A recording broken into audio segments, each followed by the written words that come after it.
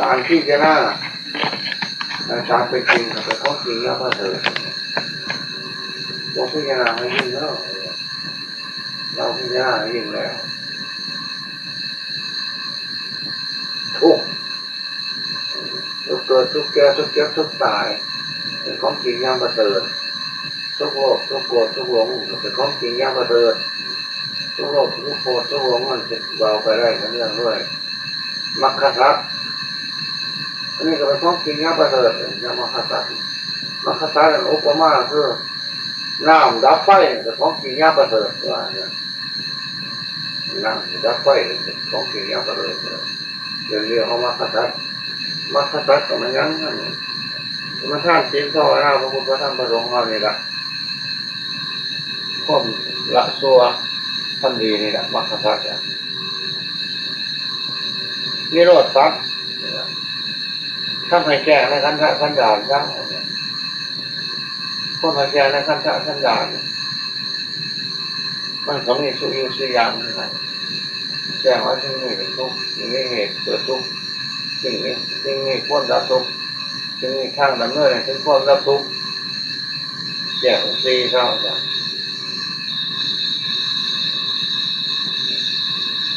สักทั้งหลายอันนี้ทักษะนะครับจะนั่งจะรู้แจ้งตั้งซีแล้วทั้งหลายก็ว่าจะมาท่องเที่ยวในวัดสงสารอีกถ้าว่าจะสั้นปกมันขาดต้องมาอีกต้องใส่ศีลใส่ข้อมลงเจ้าของ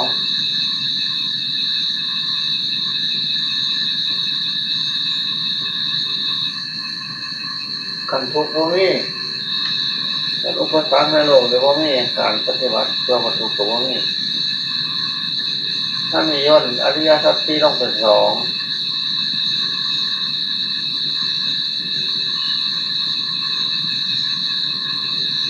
ละทุกบำเพ็ญหาข้อทุกข์นึงละบาปบำเพ็ญบุญนะก็คือละความชั่วประพฤติความดีนะก็คืออันนี้ทักษีทุกสมุทัยโลดมากทุกเป็นของคนกำหนดรู้สมุทัยเป็นของคนละสมุทัยเป็นเหตุเกิดทุกข์มรรคเป็นของควรปฏิบัติทุกข์เป็นผลของสมุทัยเป็นเหตุให้เกิดทุกข์นิโรธเป็นผลของมรรคเป็นเหตุให้ถึงนิโรธถ้าทั้งหลายผู้ท่องเที่ยวในวัฏสงสารนี่ของจริงย่างประเสริฐพระพุทธเจ้าตรัสรู้อันนี้ตรัสรู้อริยสัจสี่อริยสัจจะสัจตัวนี้ที่เรียกว่าเป็นสัจจะคือเป็นสัจจะสัจตัวนี้บ่มันสัจจะบ่มูตัวเขียนในตัวอันสัจอันที่เกี่ยวข้านไว้นำเราไม่มีนี่ตัวพระราชบุตรนี่อยู่สัจจะอันนั้นสื่อสัจสุจริตเนาะอันสัจจังมันจะจ่อนี่สัจจังอันของจริงอันสัจส่วนมันตัวรอเนาะครับน้องก็อ่อนนี่เลยอ่อนนั่นคือนี่ก็ได้น้องก็ทดสองราชการที่ 6แล้วก็รักษาลายมือห้อยลายมือต้องสองยืดสลังไปตั้งหนาเขาเนี่ยยืดสลังเขาเนี่ยเล่นบ่ตั้งหนาตั้งเขาเนี่ยตั้งหลังสุดก็นั่งใกล้อยู่รูปสุดก็ได้เล่นบ่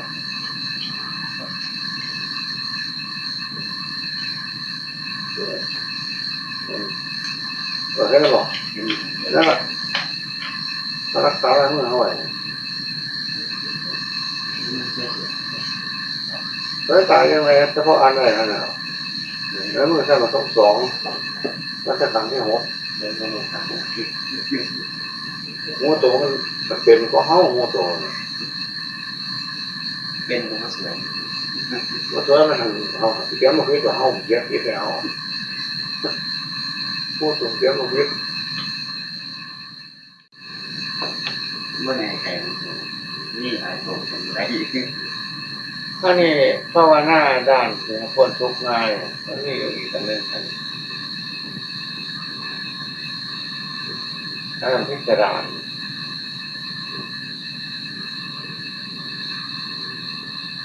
พิจารณาอริยสัจสี่เอาเรื่องประโยชน์ออกมาทุกข์สมุทัยนิโรธมรรคสมุทัยเป็นเหตุให้เกิดทุกข์มรรคเป็นเหตุให้ถึงนิโรธทุกคนผลของสมุทัยเป็นเหตุให้ทุกข์เกิดทุกข์หมดสมุทัยกับตัณหาคนพยายามอยากได้เชื่อสมุทัยก็เป็นเหตุให้เกิดทุกข์คนพยายามมันเมื่อไรตัวร้องเกิดทุกข์อริยสัจสี่หนึ่งทุกข์สองสมุทัยเพื่อเหตุให้เกิดทุกข์สามนิโรธคนละทุกข์สี่มรรคคือข้อปฏิบัติให้ถึงคนละทุกข์ความไม่สบายใจไม่สบายใจความไม่สบายกายไม่สบายใจได้ชื่อว่าทุกข์เพราะเป็นของตนใดได้ยากตัณหาคือความพยายามอยากได้ชื่อว่าสมุทัยเพราะเป็นเหตุให้ทุกข์เกิดตัณหานั้นมีประเภทเป็นสามคือตัณหาในอารมณ์ที่น่ารักใคร่ชอบใจเรียกกามตัณหาอย่างหนึ่งตัณหาในความอยากมันโน้นเป็นนี่เรียกภาวะตัณหาอย่างหนึ่งตัณหาในความไม่อยากมันโน้นเป็นนี่เรียกวิภาวะตัณหาอย่างหนึ่งความดับตัณหาได้สิ้นเชิงทุกทั้งหลายก็ดับไปหมดและชื่อว่านิโรธเพราะเป็นความดับทุกข์ปัญญาเห็นชอบว่าสิ่งนี้ทุกข์สิ่งนี้เหตุให้ทุกข์เกิดสิ่งนี้ความดับทุกข์สิ่งนี้ทางดำเนินให้ถึงความดับทุกข์และชื่อว่ามรรคเพราะเป็นข้อปฏิบัติให้ถึงความดับทุกข์มรรคนั้นมีองค์8ประการคือปัญญาเห็นชอบหนึ่งดำริชอบหนึ่งเจริญญาชอบหนึ่งทำงานชอบหนึ่งทำความเพียรชอบหนึ่งเรื่องชีวิตชอบหนึ่งตั้งสติชอบหนึ่งตั้งใจชอบหนึ่งย่นลงมาตั้นก็คือศีลสมาธิปัญญาเราดีๆนี่เองย่นลงมาตั้นอีกก็คือละบาปบำเพ็ญเป็นบุญเราดีๆนี่เองย่นลงมาตั้นอีกก็คือจิตใจของเราดีๆนี่เองผู้ที่จะพึ่ง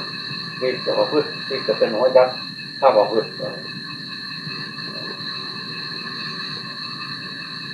พระพุทธเจ้าองค์นั้นก็มาเทศอันนี้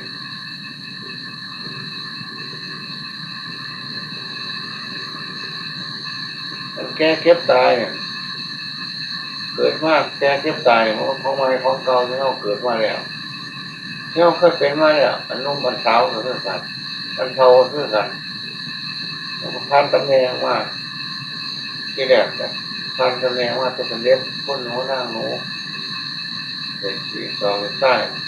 แต่ปฏิสัมพันธ์ในท้องพ่อท้องแม่ผมออกจากท้องพ่อท้องแม่ว่าเป็นเล็บน้อยเลื่อนตำแหน่งมาเลยเลื่อนตำแหน่งมาเลยเรียนไหวเรียนสารผ่านไหวมาเมื่อน้ำไหลลงที่ต่ำมันกำลังความแก่เจ็บตายเข้ากับไหลลงไปหาวันลงไปมหาตายว่ากำลังขึ้นมานุ่มจะตายและตายแต่ทั้งนั้นมันย้ำมันย้ำเราคุณพ่อคุณแม่เปรียบเหมือนคุณของพระอรหันต์ก็ได้ประมาณว่าไร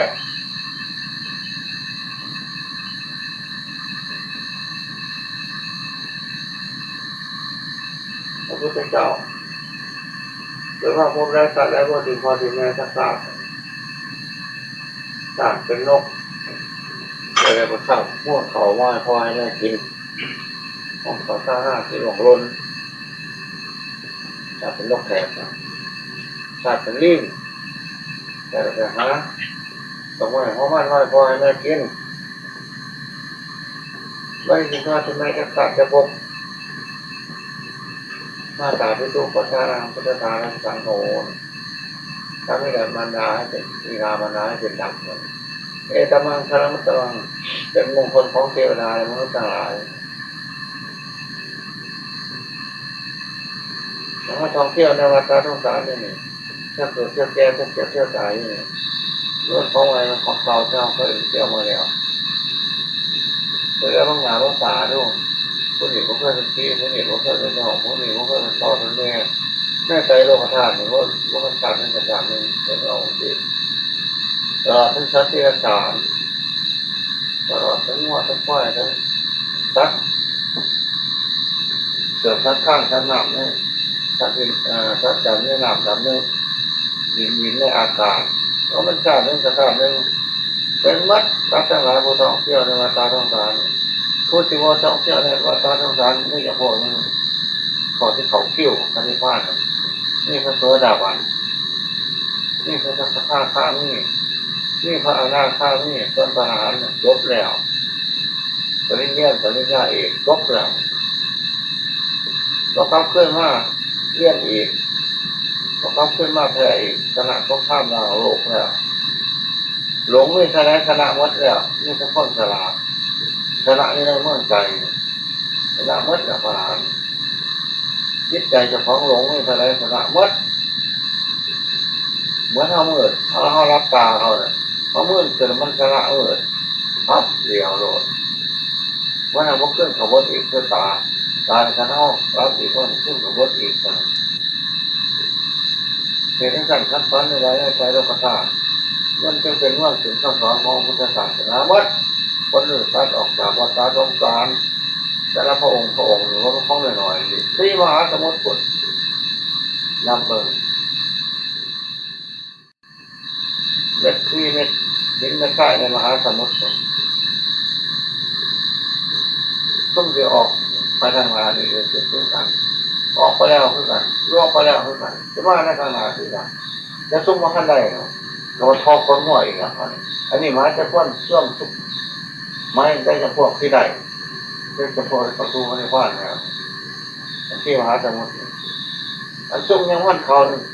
ถือเท่าไรกันเทียบจะคนหัวซุ่มนี่เทียบใช้หัวสองเขาน่ะอันนี้ซุ่มมาขั้นใดเทียบใช้คนหัวอีกกันที่มหาสมุทรเทียบใช้กระเทียมเขาหัวทั้งซุ่มยังมาขั้นใดทั้งเพื่อนไปเทียบใช้คนหัวอีกอ่ะก็จะเป็นคนง่ายแต่ที่น่าทุกข์เป็นอารมณ์บอกเขาลงมาแต่ต่อซึ่งจะน่าอะไรจังก็มองเหมือนว่าเตียงบอกเขาลงมาแต่ต่อต่อไปทางวัดผมพอใจที่จะน่าอันนี้เดี๋ยวพอผู้สามมาแล้วแก่สามมาแล้วผมพอใจที่จะน่าอันนี้เนี่ยแล้วมาทั้งแก่สามเอาไว้นี่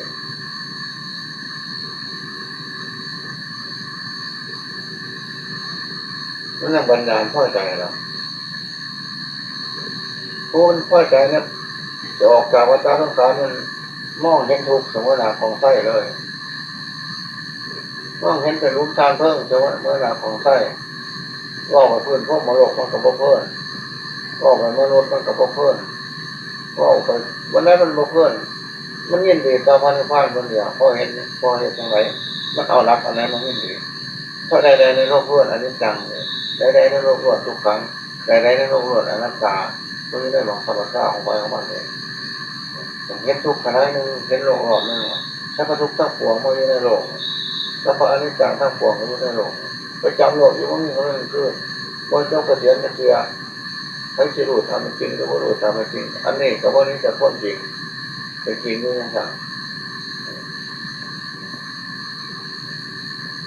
พระพุทธเจ้าท่านว่า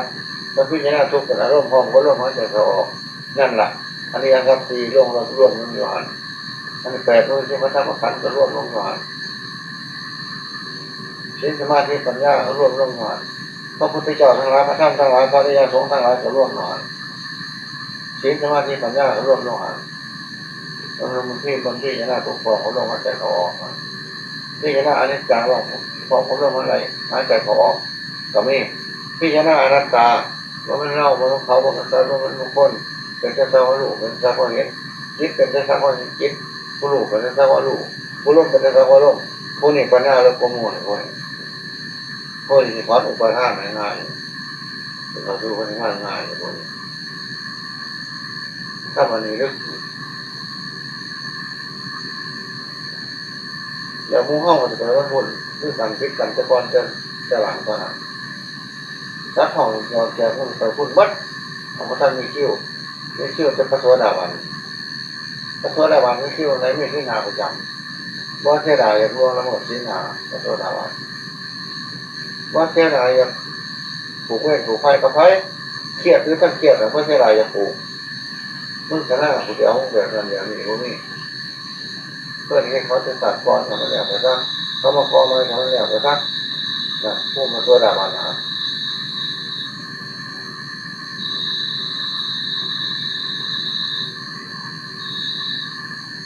ค้าขาย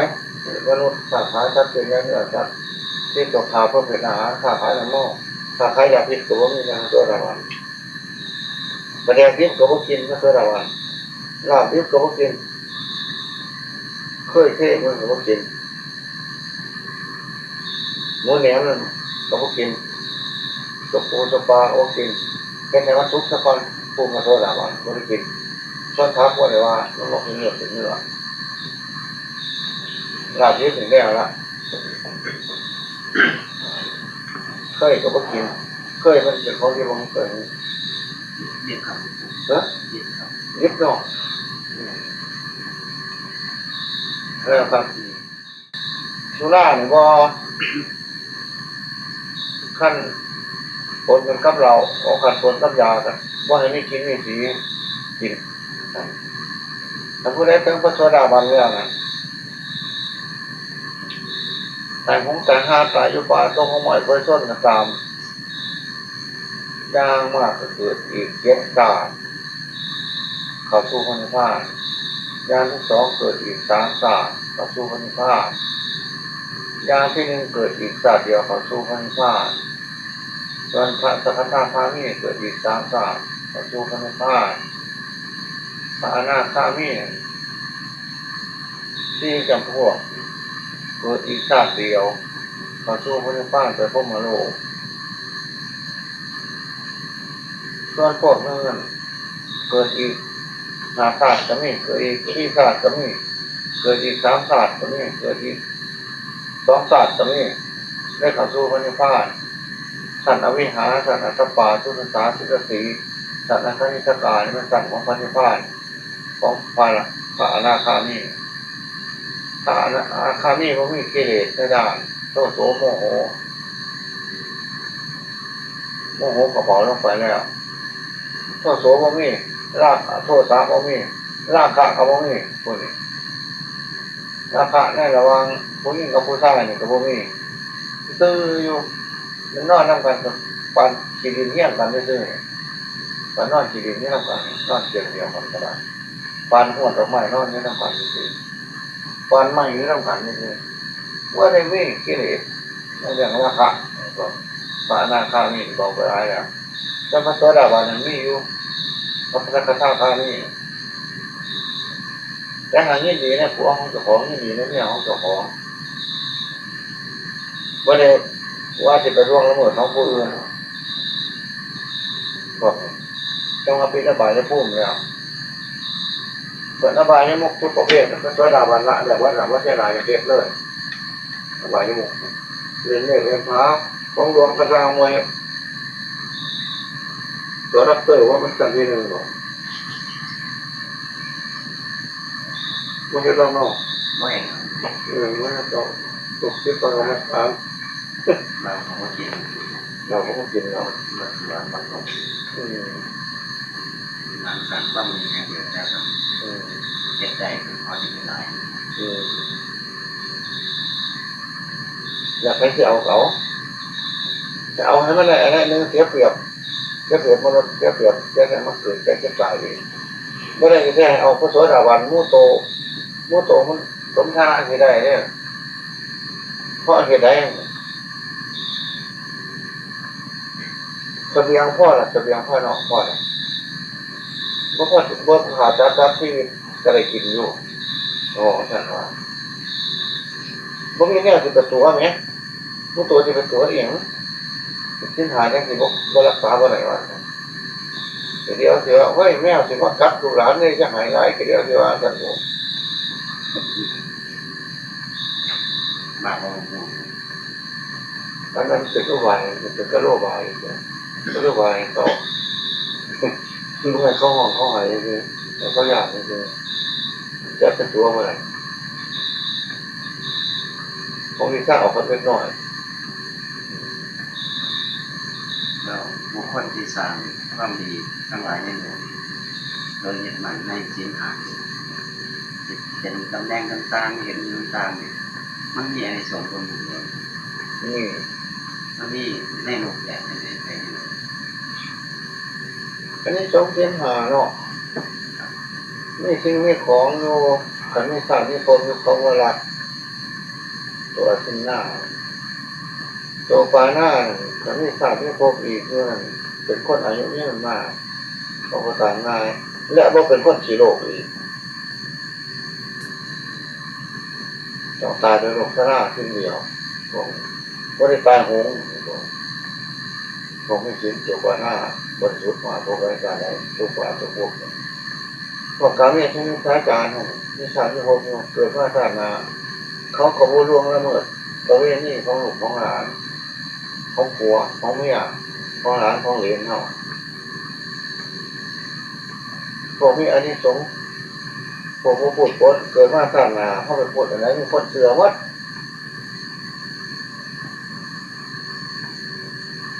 วันนี้เราได้อธิบายง่าย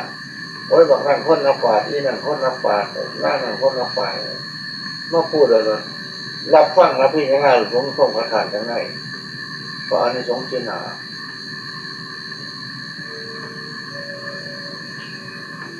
ไม่ปากของหอมไม่ต้องที่ฟันก็ได้เลยเพราะว่าร่างธรรมดาคืออันนี้สงทองสุราอันนี้เกิดมาสร้างงานเป็นคนบ่เป็นคนว่าใบเสียชีวิตทุกคนได้ยินอะไรจำได้ดูแจ้งแทบตลอดโดยเร็วพวกเผลอพวกสะดุ้งภาวะมีคนมาจัดกับว่าตื่นว่าใครตื่นง่ายว่าใครสะดุ้งภาวะว่าใครยึบเป็นโรคหัวใจเป็นโรคอันประสาทประสาทกับพวกนี้ก็เป็นคนบอกว่าเสียชีวิตมนุษย์อันนี้ต้องที่หาตามไปทุกศาสตร์ทุกภพอีกเขาสู้เขาในผ้าอันนี้ด้านศาสนาคือแต่พระพุทธพระธรรมพระสงฆ์เป็นประมาทมันคือศาสนาอื่นมาแจมศาสนาโมฆะวัดหรือศาสนาเส้นนั่นน่ะในข้าวเขาเป็นเครื่องมาแจมน้ำมันเขาต้องลดวันคิดวันใจถึงพระพุทธพระธรรมพระสงฆ์หรอไปพวกแจ้งถึงว่าได้เอาพวกคิดพวกใจถึงพระพุทธพระธรรมพระสงฆ์หรอบอกไม่ได้ซื้อเรื่องดีย่ำดีก่อนย่ำนั้นจะดีวัดนะครับต้องให้ดีต้องให้ดีความดีก็ยุ่งใจเอาให้ตัวความตัวก็ยุ่งใจซื้อเสียเอาโลดบอกพวกพระโสดาบันว่าคนตัวมันยังดีเป็นฟ้าอากาศเลยพวกคนนี้ตัวกับคนเรื่องของคนพวกคนนี้ดีกับคนเรื่องของคนตัวเท่ากับตัวของฟ้าของมันนะพวกอิสระอิสยามันก็มีแล้วเพราะว่าเบียดเบียนผู้ใดผู้หวังมาจะแก้แค้นเขาเห็นติดกระไรท่านเลยพาว่าเบิร์นว่าได้มีคนสงสัยว่าได้สงสัยมันสิจะเลิศท่านสงสัยมันสิจะเลิศอยู่นะโมเมนต์เป็นตัวเราสงสัยมันคือเพราะอะไรแก้แค้นนี่ก็โมเมนต์สงสัยว่าอยากขาดรัดอยู่ขัดติดขาของพญามันพิษทินกับโมเมนต์ว่าเท่าไรจะขาดเลยว่าเท่าไรจะตัวเลยว่าเป็นห่วงว่าเท่าไรจะร่วงเอ้ยนี่ลูกผัวเพิ่นลูกเมียเพิ่นว่าเท่าไรจะกินเราว่าเท่าไรจะตัวไม่แน่เท่าไรคือตัวไล่ออกจากปากเนี่ยว่าเท่าไรเอาขึ้นมาจากปากขาดไปว่าแต่พวกคนพูดเทศอันนั้นมันพิษทินาพูดเทศอันนี้มันพิษทินาว่าได้ว่าทั้งสั้นว่าได้ลำบากก้อนเนาะว่าได้คุ้มคือคนนักโทษเลยซุ่มขาดไปแล้วเขาไม่ใช่รายอย่างที่ศาสนาอื่นแล้วเราตัวมันไม่กระจายเขาไม่ใช่รายอย่างที่ศาสนาอื่นนอกจากพระพุทธพระธรรมพระสงฆ์ไปอย่างพวกของที่นาไม่ใช่ให้ท่านรักษาศีลภาวนาท ก็หวังเพื่อปลดทุกข์ในวัฏสงสารสิ่งเดียวกันไม่ได้หวังเพื่ออันอื่นทำความดีทุกสิ่งทุกอย่างก็หวังอันเดียวกันไม่ได้หวังอันอื่นในท่านวัดศีลวัดภาวนาวัดวายเริ่ม3ที่พระโตธรรมโมตันโภอันนี้ว่านั่งโหลดไม่ได้วายพวกถึงวิธีไม่ได้วายพวกแก่นะไม่เกียรติหน้าอันเดียวเท่านั้นบอกเลยแล้วท่านเนี่ยกับที่มาบอกเรื่องเสียงมันโตเกียรตินั่งมันไม่ได้ให้ได้มาเหตุกัน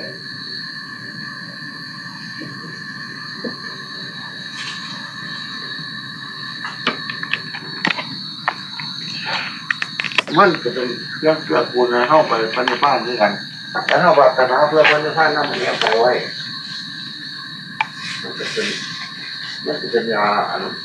ระบายรักษาระบายที่ยังจะพันธุ์บ้านงานด้วยกัน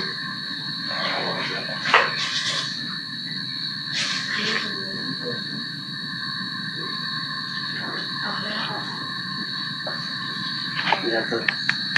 ของอาจารย์นั่นเรื่องแก่ยากมากยาก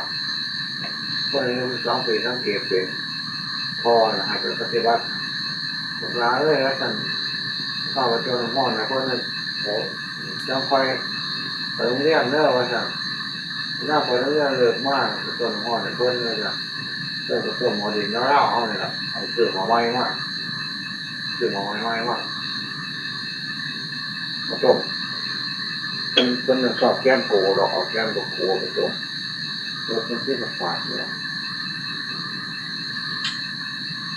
ทั้งเขาอย่างไรเบิ่งเอาอันนั้นเล็กน้อยเบิ่งไหนที่เคยให้ลูกเคยเป็นผู้หา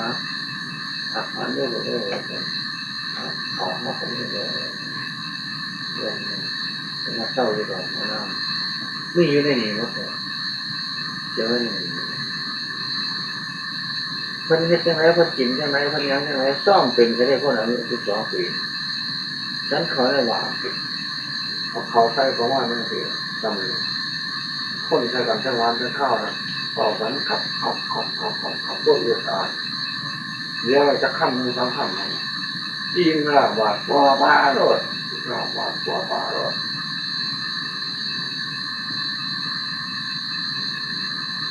ไปมาเรียบชีวิตคือคนวันเอาคนทองไปตอนเป็นลูกหลานเป็นลูกหลานที่เช้าจะฟ้องคนที่เช้าย่างไปก็แม่ย่างไปก็พอสั่งว่าสั่งเขาก็ทำพอไปจะฟ้องโอ้ยลูกหลานนี่จะมันดื้อเลยจ้าละพัดคือว่าให้เอื่อยมันจะปีอีจังสั่นอีจังสี่โตเนี่ยเด็กเขาคนมาฟ้องโดยไม่ได้ดื้อไปเรื่องเนี่ยข่าวนั่นบอกอะไรให้มันจำยากตอนนี้เราจะเป็นแค่ไม่ยากจะเป็นแค่จะบอกเวลาโดนเราบอกเวลาทุกครั้งนะย่างไปแล้วถ้าเข้าไปอาบน้ำก็อาบน้ำเลยน้ำน้ำจัดครับ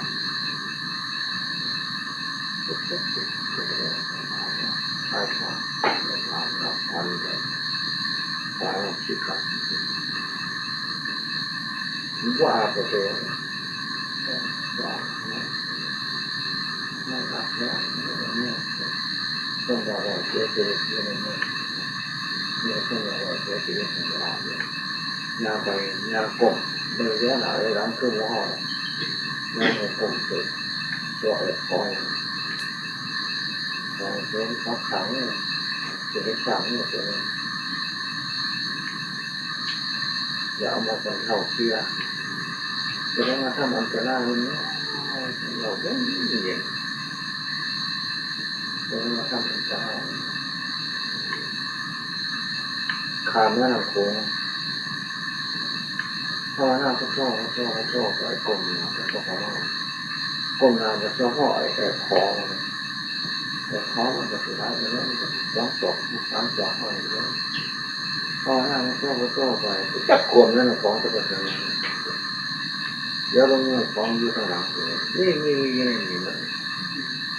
ออกเสียงมันเดี๋ยวไปข้างหลังหลอกโขงอยู่ข้างหลังหล่อเล่าสิมันจักเลยนี่หรอ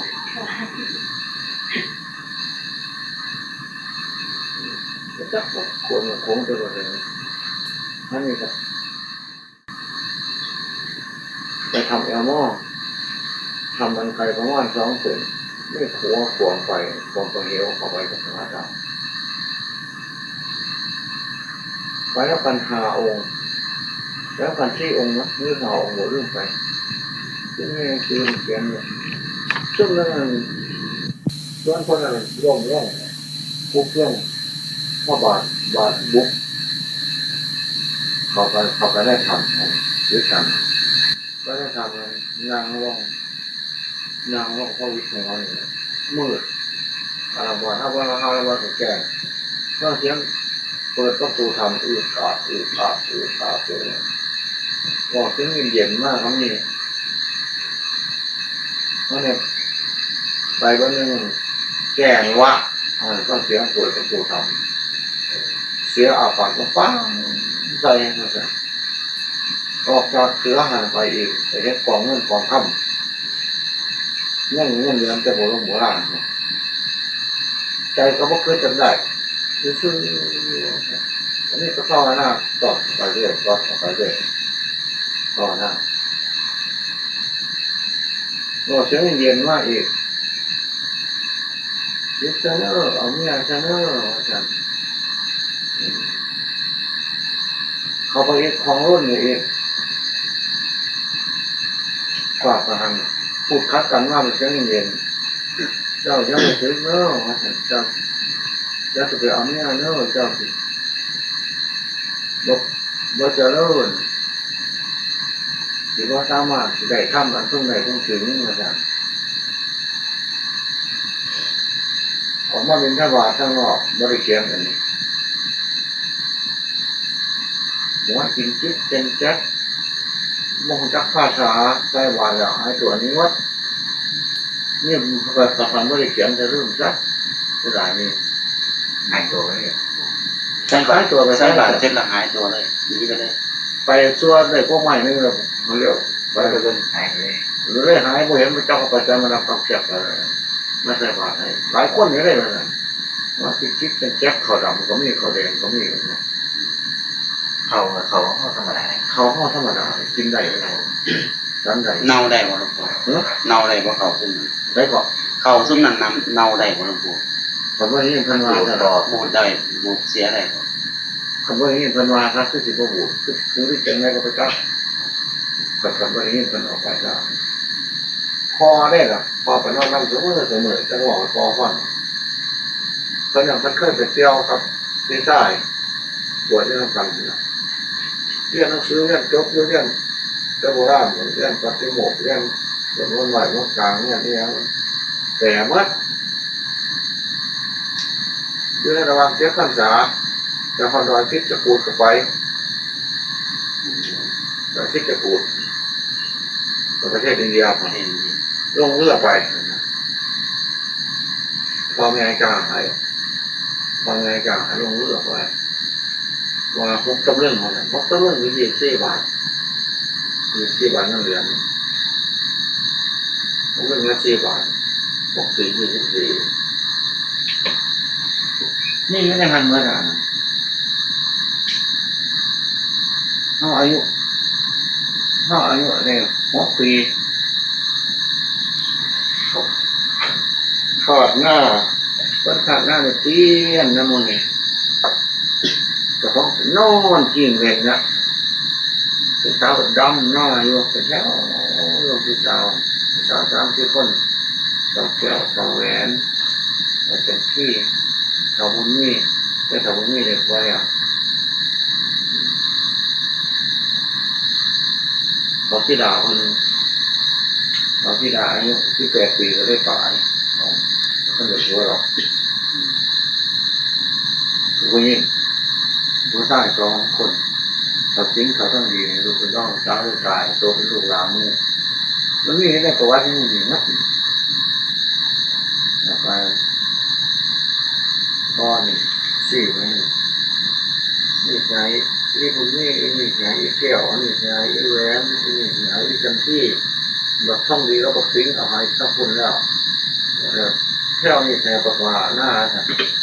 รุดบ่อหรอกนะครับชื่ออะไรอยู่บอกว่าจะเอาใช้ติดเราปดหน้าปูกันตีใส่วัดก่อนหน้ามันอยู่ใกล้วัดก่อนปดหน้าปูพออะไรยิ่งอะไรอ่ะพออะไรยิ่งที่มันจับใจพอซื้อการพูดสัญลักษณ์ไม่อยู่ในสองอันนี่มีคุ้นตัวนึงอยู่ไหนสัญลักษณ์นี่ตัวคู่นี่ตัวนึงนี่ต้นแท่งตัวนึงอยู่ไหนเขาบอกว่าฟันเขาบอกแสดงว่าฟันเขาคำไว้สัญลักษณ์ของเงี้ยเขาบอกไปฟันไว้นี่นี่ตัวนึงลูกหันตัวนึงจะมีอย่างไรหรอพวกคู่พวกแท่งว่าทำไมยุ่งไก่ฟันนี่จะบอลเดี๋ยวนี้พวกคู่ซ้ำนี่พวกนี้นี่ยุ่งในพูดเนี่ยเขาบักเงินแล้วเขาบักไปเขี่ยวมาแต่ว่าพวกแท่งไม่มีหรอกห่างๆว่ายุ่งใกล้กันว่าแล้วมีสัญลักษณ์อันนึงนี่ข้าเห็นอันนี้ข้าแล้วถึงพอถึงแม่ข้าอยู่ผู้ใดจะไปฟันน้องข้าเลยว่าจะต้องมองไว้อยู่สีมาอยู่ที่แหลมต้นพ่อแขนนี่นะเดี๋ยวนี้ง่ายเลยอย่างนี้พอเราเพ่งในต้นแท่งพอดำเสียงมันมาอยู่ปีที่แหลมเดี๋ยวนี้ง่ายแบบสัมผัสโตเลย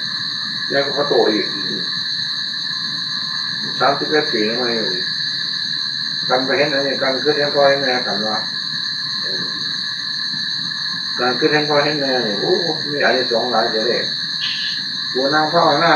ก็ปทอพอปทอเนี่ยกูนั่งอยู่ไฟหัวอะไรเนี่ยกูเดินเป็นกลมก็ปทอพอกูยางท้ายหน้าเขาจะอ้อมไปอ้อมมาอ้อมเสร็จที่แท้คุณพ่อคุณแม่เนี่ยโอ้ครับจะได้เกิดสังเวชเนี่ยนอกความผู้ความโดยมื่อนี่เพื่อเช่นพระพุทธคุณพ่อคุณแม่นึกสงเคราะห์กันได้ก็คุณพระพุทธพระธรรมพระสงฆ์เนี่ยพอการเล็กโดดปั่นแกงน้อยไงไม่ได้แสดงหนังท่านเทียบว่าท่านเทียบใจเหมือนคุณพระอรหันต์นี่คุณพ่อคุณแม่เอาโอนจะคุณพระพุทธพระธรรมพระสงฆ์เทววุฒิเทวดาเองพวกได้คือกันยุ่งมู่เดียวกันอรรถว่าท่านคุณพ่อคุณแม่คุณรู้ให้หยุดนะอย่าไปฆ่านะหยุดซะหาอุบายหยุดซะจะไปฆ่าเขาทดสอบไม่เอาเรามีวิชาพอที่จะหลีกเลี่ยงได้แล้วเราหลีกเลี่ยงซะแต่เมื่อปีถ้าทำไปเดี๋ยวมันเคยกินมันหลีกเลี่ยงไม่ได้เนี่ย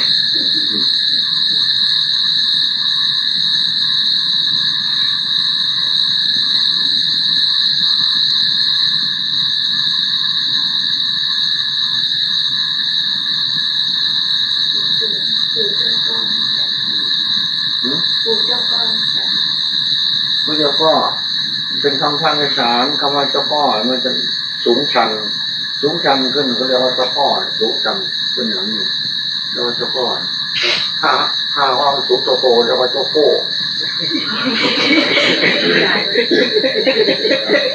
สูงสุดโตเลยเจ้าโก้สูงได้เจ้าโก้จากขาสูงแล้วยอมขึ้นไปเขาเรียกว่าเจ้าพ่อเจ้าพ่ออีสานสายอีสานนี่เด็ดขาดในหลวงปู่นั่งเจ้าโก้นั่งเจ้าพ่อเจ้าโก้เจ้าโก้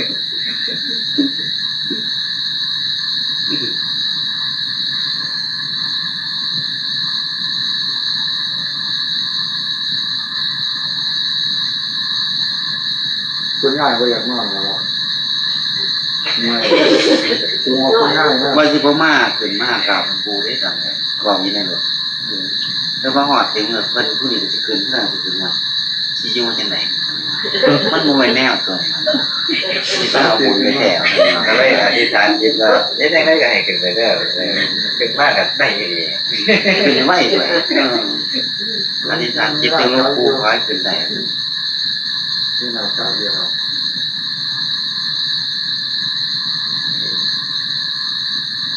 นี้มีผู้หนึ่งบ่หลายบ่ได้มากปกติกันอยู่นำกัน4คนเวลามาใน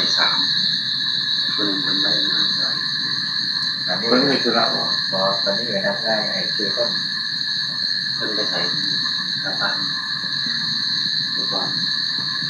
อันผมเคยได้ยินครูบาอาจารย์ว่าขนาดบุญพระหอดนี่ไปยังไงก็ไปพระหอดนะ มันไม่อุปสรรคหรอก มันปวดท้องปวดใจมันเริ่มอันนั้นเริ่มอันนี้มันจะต้องกลับให้ได้เป็นว่าไปพระหอดแท้ๆว่าซั่นว่า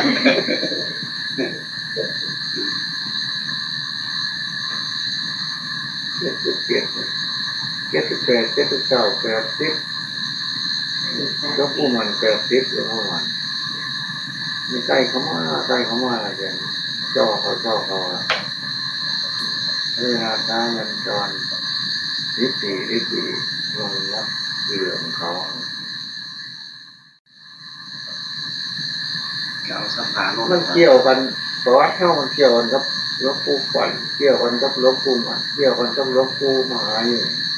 เกี่ยวกันพันอุ้มอยู่นี่เกี่ยวกันกับครูบาอาจารย์ทุกเก้าเกี่ยวกันอุ้มอยู่ท่านบอกว่าไปนั่งไปบ่อยเพราะสมัยนั้นมันเกี่ยวคนอุ้มอยู่นี่เพราะอาศัยคนนี่มันเข้าไปนั่นง้อหน่อยว่นแกงว่นขาพ่อแม่น่ะดันบ่อนั่นมันกับอะไรวะ จำว่าอะไร เกี่ยวกับอุ้มอยู่หันนั่นนี่ยักได้เห็นอันลูกศิษย์คณะปราชญ์อาจารย์คณะปราชญ์ออกกันหลวงปู่มหาล่าหลวงปู่มันกระเจ้าวิเวกเล่าเข้าไปน้ำพลด้วยจะเป็นอาหารนี่อยู่เป็นบ้านนี่เราบอกเป็นบอกด้วยลูกศิษย์จะเป็นลูกศิษย์นักปราชญ์อาจารย์นักปราชญ์ฟังดีแต่ได้สนอกกันสมัยสมัยพวกนี้นะกับลูกเขียนใหม่พวกนี้นะสมัยสมัยนี้คันเห็นยังตกลงแล้วเขาจะมาล่าเขาก็ศึกษาพอเนี่ยตัวได้สอบว่าเจ้าคนง่ายท่านจำมาหาท่านยึดแต่ศึกษาพอที่ไหนว่าถ้าพระล่าหรือพอที่หรอถ้าพระนาห้องเฮ็ดกับผู้ว่าอาจารย์ที่นี่เขาต้องศึกษาไปบ้างที่ห้องที่ตลาดเนื้อบนกันให้กับเขาทำทางศึกษาทำทางเป่าขาดกันมันจะมาเสียความเคารพเลยอาจารย์น้อยคือพวกผู้แทนเขาให้ตัวเป็นผู้แทนราษฎรนั่นคือ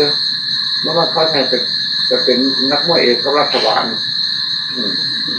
ถ้าของนั้นไหนก็บอกให้มันผู้พาเรียบร้อยทั้งนั้นเดินย่ำเข้าไปกดเปียกไปมันเหมือนมันจะโดดกันมันแนวมันจะพิษมันคือทำผู้สูงคือลูกเคยนะลูกไผ่เขาให้ตัวเป็นลูกไผ่เขาให้เป็นตัวลูกเคยเมื่อเขาว่าปกครองลูกไผ่ลูกเคยว่าอะไรเมื่อเขาแทนไปเป็นปกครองเขาเสียงเป็นหลายคนก็บอกให้งูอยู่วันเลยมันอันเดียวกันเดียวเงี้ยบอกแต่ว่านี่ควรจำไว้พวกผู้แทนที่ทำพวกผู้แทนจะต่อสู้กับรัฐบาลจะต่อสู้กับทั้งสู้แล้วสู้กับสู้เราต้องเคารพได้สู้หันศอกขอไทยเนี่ยแข่งหมดมันถือว่ามันแนวพวกผู้แทนโจมตียิ่งใหญ่ยาวเลยกับอะไรขอศึกษาขอกล่าวเรื่องในทางที่เพื่อนได้จะเสียพันธุ์อวยตำรวจจะไปบึงให้รอดหน่อยมันจะเป็นเอาอย่างทำในแม่ของพระองค์เจ้าของนี่ทำในแม่ของพระองค์เจ้าบอกว่าลูกศิษย์จะเตือนครูบาอาจารย์ก็ต้องเตือนให้มีสันติวิธีอย่าขาดความเคารพเลยทำอย่างนั้นมันจะเป็นยังไงเหตุเป็นอย่างนั้นผลเป็นอย่างนั้นจะเป็นยังไงเนาะขอถามเรียนศึกษาเมื่อท่านได้สติแล้วท่านหักจำรบเองนั่นก็ไม่จะเป็นหิวหูหลวกเลยจ้ะเสียงพ่อแม่คือกันเสียงพ่อเสียงแม่เขาก็เสียงหรือพ่อมัน ลูกเข้าใจไปนั่นสั่งลูกเข้าใจไปนั่นสิก็ว่าสิว่านั่นสั่งนั่นสิถ้ามันเข้าให้แปลงสั่งมันสิว่าแปลงสั่งแบบนั้นสั่งสิก็ต้องทำทางศึกษาคนลูกตัวมันคนหนึ่งตัวเองเขาในไร่ของพระนี่อย่างนี้ว่ามันจะไปเย่ใจมุดโตว่าจะเตยวันนี้เชื่อสักที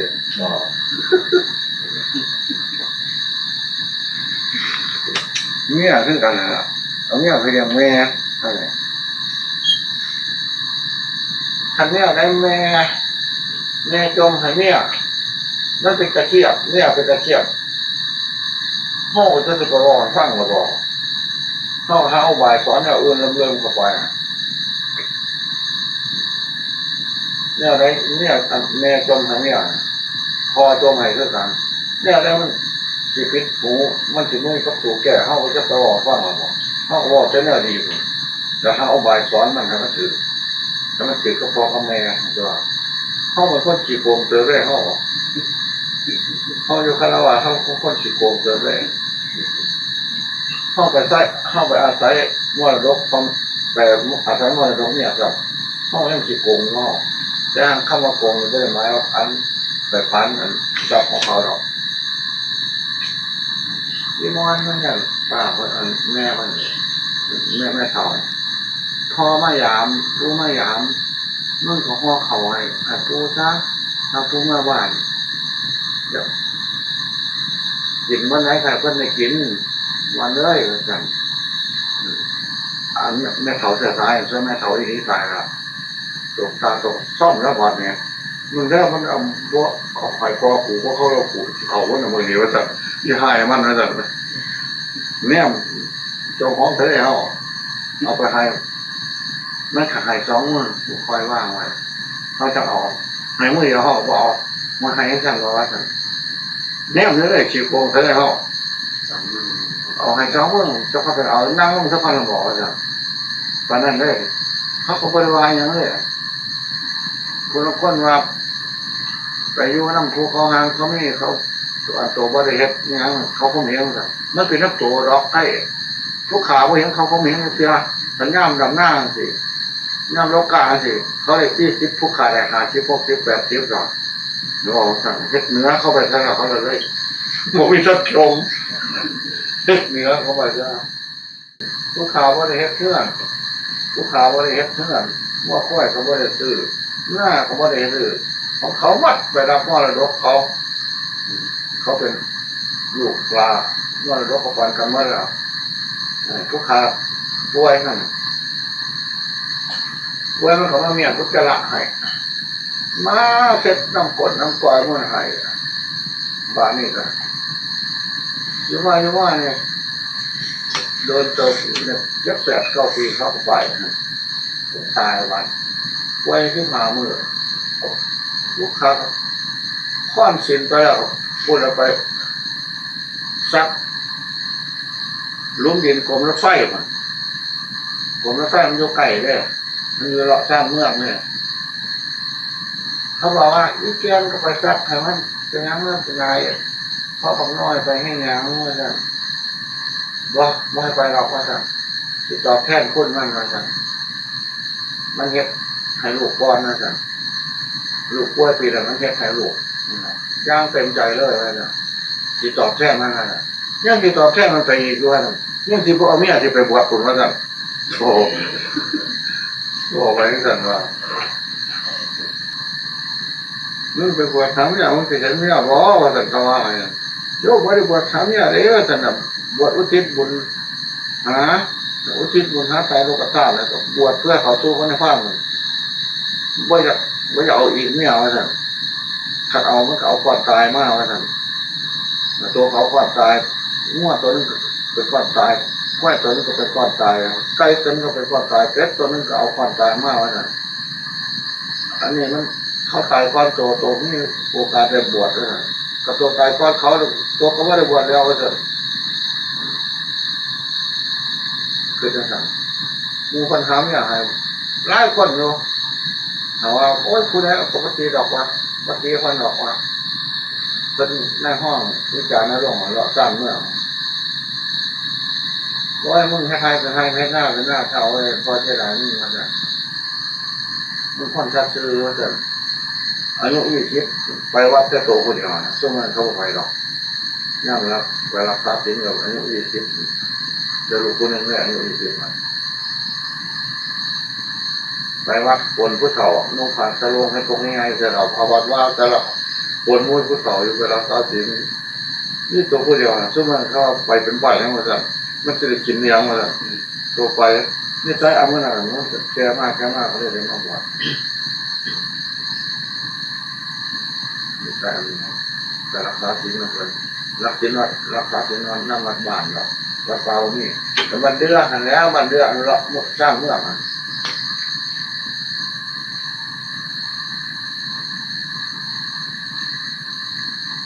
ถ้าคนง่ายจะพักก็ใช้คนง่ายอยู่ไง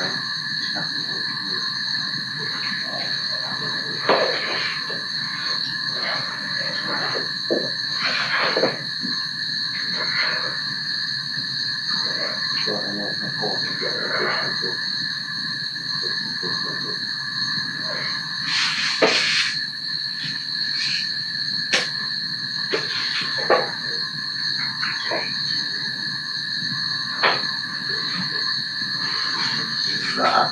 คล้ายๆเราก็ติดตัวเอาแม่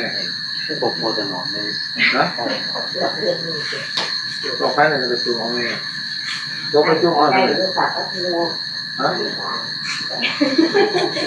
ไม่ใช่แบบ แม่บายจะฟังพ่อหนังสือไปให้เพื่อนดู ถ้าเนี่ยผู้มากมาฝากปัญหาบอกเขาจะทะเลาะกันหรอกบ่มาจะคนมู่เดียวกันคุณนี่นักกว่านี่ ตามประเทศ กันระยะ เอาให้ก็เลยก็ไปฝากปัญหาไปตัวเองเขาจะไม่ขึ้นก็พอมีอะไรมากต่อมาจะหมด